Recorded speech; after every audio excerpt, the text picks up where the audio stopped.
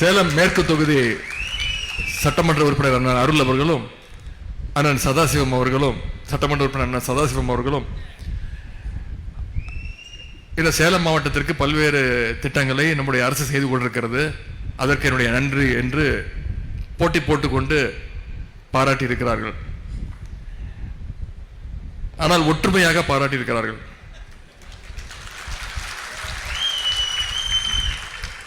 எப்பொழுதுமே இதே ஒற்றுமையோடு அவர்கள் எப்பொழுதுமே இருக்க வேண்டும், சிறப்பான மக்கள் பணி ஆற்ற வேண்டும் என்பது உங்கள் சார்பாக நான் அவர்களை கேட்டுக்கொள்கின்றேன்.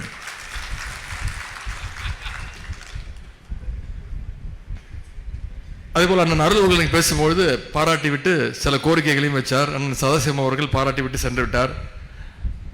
அண்ணன் அருள் அவர்கள் 4 வீரர்களுக்கு மட்டும் நான் ஊக்கத்தொகை கொடுக்க சொன்னேன், அது கொடுத்துட்டாரு, அதற்கு நன்றி என்று சொல்லிவிட்டு முடிச்சு விட்டார்.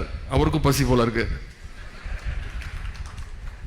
இன்னும் பல திட்டங்களை விளையாட்டுத்துறைக்கு நம்முடைய முதலமைச்சர் அவர்கள் இந்த சேலம் மாவட்டத்திற்கு, குறிப்பாக சேலம் மேற்கு தொகுதிக்கு கொடுத்திருக்கிறார்.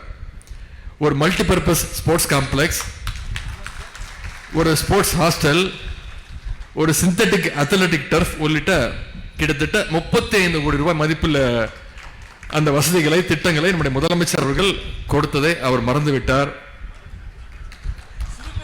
அதான் சுருக்கமாக தான் சொன்னீங்க, அதான் பசி மயக்கம்.